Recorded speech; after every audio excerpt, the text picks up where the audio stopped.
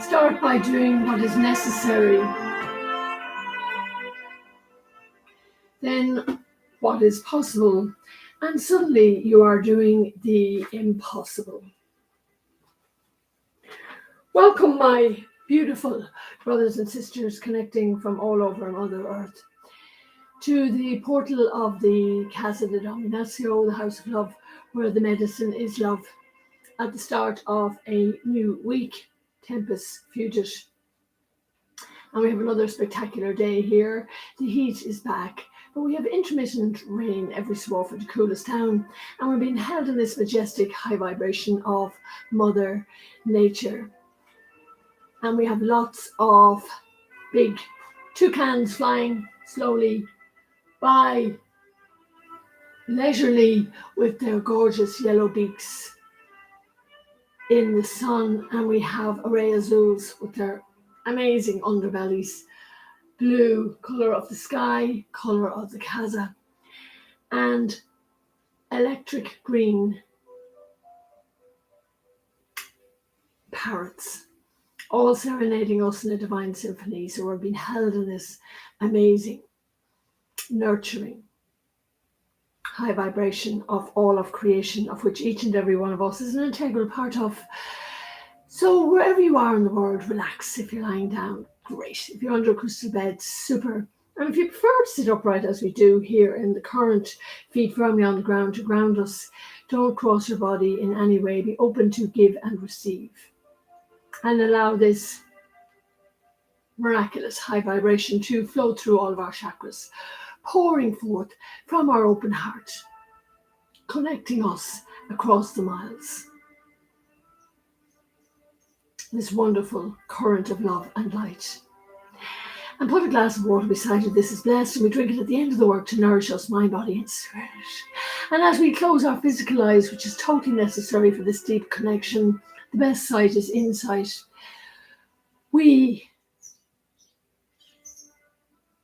open our spiritual eyes, leaving the material world behind with all of its stresses, problems, challenges, difficulties. And we see beyond appearances all there is. We are reminded again and again that we're not the body. We're so much more than we think. The body merely houses our eternal spirits. And we have so much help available to us from beyond the veil. So many entities of light and love working with us 24/7. All we need to do is to reach out and ask with a contrite heart, and we will receive everything we need and more for the journey. And today, we celebrate an amazing entity of the Casa, one of the most well-known holy beings through the centuries, Saint Francis of Assisi. Who was he? He was known in his ministry as Francesco, and he was an Italian friar, deacon, philosopher, mystic, and preacher. And there's a lot to unload with Saint Francis of Assisi. This is an actual portrait of him here, and it's not the fluffy Saint Francis in the garden, even though he had an amazing, miraculous connection with all of creation. He was born in Assisi, Italy in 1182, and he grew up leading a privileged life as the son of a wealthy cloth merchant. And Francis loved to learn.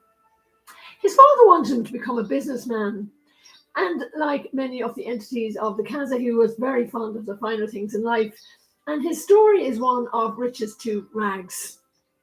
At the age of 19, Francis went to battle. He was captured and taken prisoner, and he was held prisoner in a dungeon for a year before his father paid the ransom and he was set free.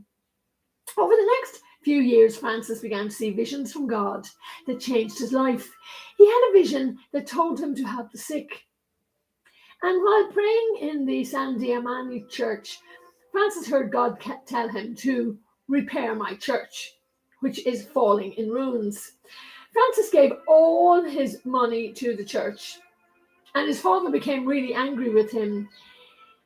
So Francis left home and took a vow of poverty. And he lived this life to the fullest. He preached to the people about the life of Jesus, and people began to follow him. In 1209, he had around 11 followers, and he had one basic rule, which was to follow the teachings of Jesus and to walk in his footsteps. He and his followers traveled to Rome to get the approval of their religious order, the Franciscans, from the Pope. At first, the Pope was reluctant. These men were dirty, poor, and smelled bad. Eventually, he understood their vow of poverty and blessed the order. And the Franciscan order grew as men joined and made vows of poverty. And when a woman named Clare of Assisi heard him preach, she ran away to join him and wanted to take similar vows. Francis helped her to start the Order of the Poor Clares, and he abandoned a life of luxury for a life devoted to Christianity. He is the patron saint of animals and the environment. And he also shares the patronage of Italy with Saint Catherine of Siena. Saint Francis of Assisi is a saint for our time, because he stands in a tradition of powerful demands for social justice, working with the disenfranchised, the abandoned, lepers, and poor, desolate. Francis lived as one of the poorest and lowest in society.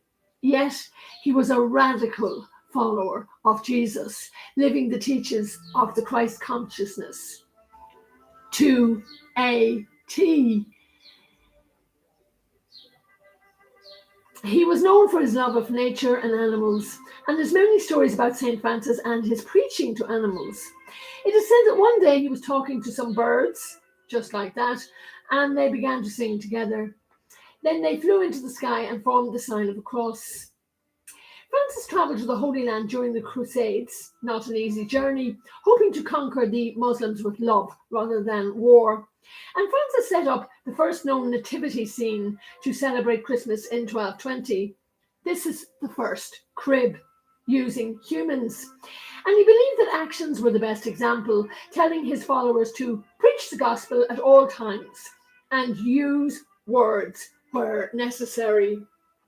So we have an amazing example in our brother, Saint Francis of Assisi, who really led by example, and he suffered greatly in his short life on earth. He passed on at 45 years of age, but he really was an amazing soul, and he spread the teachings of the Christ consciousness, which is all about love thy neighbor as thyself, forgive thyself, and forgive everyone everything. As we turn now to our brother Jesus, who told us many, many centuries ago that when a few are called in his name, he will be present, trusting the promises of the Christ consciousness. May Christ return to earth and be born in every heart and soul. And may we try to see with the eyes of Christ as we navigate these challenging times now on earth. Never see a need without doing something about it. We don't all have to become saints at once, but certainly we can walk each other home on earth. And Jesus gave us all a beautiful gift, bestowing upon his 12 apostles the very high vibration of the Lord's Prayer that has come down to us through the ages, teaching us how to pray, how to talk to God, our Father, how to surrender to the will of God, how to embrace all of creation, this life we have been given, this gift, to walk the path of the light.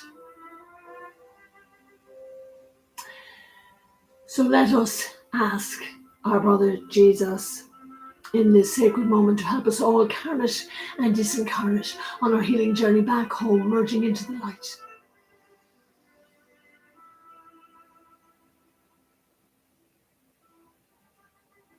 Our Father, who art in heaven, hallowed be thy name. Thy kingdom come.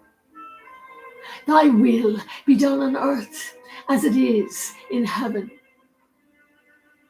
Give us this day our daily bread, and forgive us our trespasses, as we forgive those who trespass against us. And lead us not into temptation, rather deliver us from evil. For thine is the kingdom, the power, and the glory, now and forever. Amen.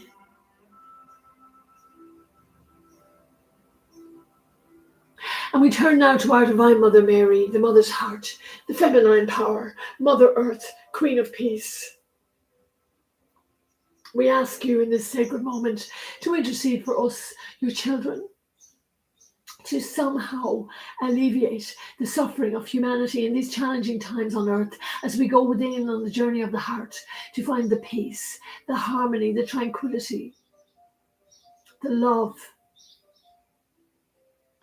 the forgiveness, the gratitude, the humility, the patience, the joy, the abundance deep, deep within us. And it is within all of us. We are divine beings. Help